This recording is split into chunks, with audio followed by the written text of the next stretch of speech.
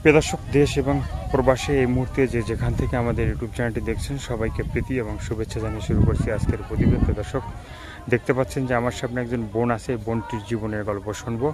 তার জীবনের যে ভালো লাগা, ভালোবাসা, সুখের দুঃখের, কষ্টের কথাগুলো আমরা শুনতে চাই। আপু, আসসালামু আলাইকুম। ওয়ালাইকুম সালাম। কী নাম ভাইয়া? পপি। পপি আপু কি ভালো?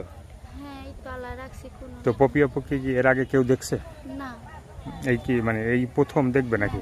এরা কেউ দেখে নাই? না। তো পপি আপুর জীবনের গল্পটা কি বলা যাবে? আমার জীবনের গল্প বলতে তো আইছিলাম। হুম। এখন আমি ছোট একটা বোন আছে আর দাদি আছে, তারে নিয়ে থাকি। হুম। বাসা বাড়িতে কাম কইরা খাই। হুম। অনেক কষ্টে থাকি, এই কারণে ভিডিওর সামনে আইছিলাম। হুম। এখন যদি কোনো ভাইয়েরা পছন্দ করতো, বিয়া শাদি করতো, হুম। পাশে থাকতো, তাহলে বিয়া শাদি বসতাম। হুম। মানে কোনো ভাইরা তোমার যদি পাশে থাকে, হ্যাঁ, হ্যাঁ। তাহলে কি তুমি বিয়ে শাদী বসবা? হ্যাঁ, তো বিয়ে শাদীর জন্য কি বাড়িতে সম্বন্ধ আসে? না, এটা আইছিল একবার। হ্যাঁ। এটা বসি নাই, আমগো জাতের ভিতরে বসি নাই। হ্যাঁ, মানে তোমাদের জাতির ভিতরে বসতে চাও না কেন? আমগো জাতের ভিতরে দুইটা তিনটা বিয়া করে বাচ্চা হলে পালা দেওয়া যায়, এই কারণে বসি নাই। এই কারণে বসা হয় না। হ্যাঁ। মানে অন্য জায়গায় দেখে কোনো জায়গায় প্রস্তাব আসছিল অন্য কোনো? না, অন্য কোনো প্রস্তাব আসে নাই, একটাই আইছিল, হুম। তো আমি বসি নাই। তো অনেকে বিয়ের প্রস্তাব আসলে যৌতুক চায়, হ্যাঁ, হ্যাঁ। তোমার কি মানে যৌতুক চায় তোমার কাছে নাকি? না হ্যাঁ, তোমাকে দেখতে চাইছিল। সুন্দর, মানে সুন্দরটাই ভালোবাসে? হ্যাঁ, চাইছিল। তো তারপরে আমি তো বিয়া বসতেই চাই নাই। হুম। তারপরেও কইছিল যে যদি যৌতুকও না দেও তাহলে না দিবা, হুম। তাতে অসুবিধা নাই। তো আমি হুম। কইছি যে না, বসবো না। বসবা না? না। তো এমনিতে কি মানে কারোর সাথে কোনো প্রেম করছো? না, আমি এসব কিছু করি নাই। কে? আমি নিজের সংসার নিয়েই চিন্তায় থাকি।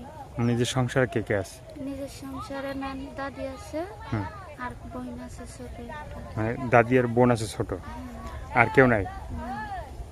তো এই যে মানে ছোট বোন কি করে? ছোট বোন কিছুই করে না, দাদি আর ছোট বোন বাসায় থাকে। হুম। আমি কাম যাই। মানে তুমি কাজে যাও? হ্যাঁ। তুমি কি কাজ করো? আমি বাসা বাড়িতে কাম করি, এমনি থাল বাটি ধুয়া যাই, ঘর দুয়ার মুছে যাই, হুম। আর কি সংসারের পুরো কামটাই করি। মানে যে সংসারে যেটা কাজ করা লাগে মেয়েদের সবগুলোই কাজ করো তুমি, ঠিক আছে? হ্যাঁ। তো পপি আপুর সাথে যদি কেউ যোগাযোগ করতে চায়, হ্যাঁ, হ্যাঁ। তোমার মনের কথা ঠিকঠাক বলবা?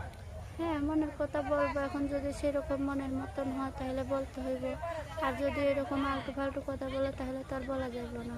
বলা যাবে না? না, এখন তো যদি আমারে যদি ভালোবাসে তাহলে সে না, আমি কাম ফালা দিয়ে কথা বলতে পারবো। হুম। আর যদি আমারে ভালো না বাসে তাহলে তো আর আমি ফাও কথা বলতে পারবো না।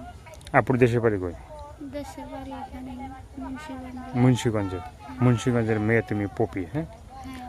তো দাদি আছে, ছোট বোন আছে, আর কেউ নাই? হুম। তো বিয়ে যদি কেউ তোমার বিয়ের প্রস্তাব দেয় তো কার কাছে দেবে? কি কার কাছে যাবো? মানে বিয়ের প্রস্তাবটা কার কাছে, গার্জিয়ানকে? গার্জিয়ান দাদি আছে, দাদির কাছে তো অনুমতি নিয়েই আছি। তো এখন দাদি তোমাকে বলছে এখন যদি আমারে কেউ পছন্দ করে, হুম। আমার যারা পছন্দ হবে, আমার যারা ভালো লাগবে, হুম। দাদি তার কাছেই দিবে। তার কাছেই দেবে? হ্যাঁ। তো তোমার পছন্দই দাদির পছন্দ নাকি? হ্যাঁ। আর কিছু বলার আছে? এখন বলার আছে যে ভাইরা কেউ অন্য ফাইজলামি বুদ্ধি নিয়ে ফোন দিবেন না। যারা ভালোবাসবেন, বিয়ে শাদী করবেন, পাশে থাকবেন, তারাই ফোন দিয়েন, আর না হয় অন্য মতলবে ফোন দিয়েন না। তো দর্শক, এই আপুর কথাগুলো শুনলেন, ভালো লাগলে অবশ্যই তার পাশে থাকবেন। সাহায্য সহযোগিতা, প্রেম, ভালোবাসা, বিয়ের সাথে যে যেটা করবে সেটা আপনাদের একান্তই ব্যক্তিগত ব্যাপার। ভালো থাকবেন, সুস্থ থাকবেন, 5 ওয়াক্ত নামাজ পড়বেন, দেশটাকে বেশি বেশি করে ভালোবাসবেন। সবাইকে আল্লাহ হাফেজ, সবাই ভীষণ ভালো থাকবেন।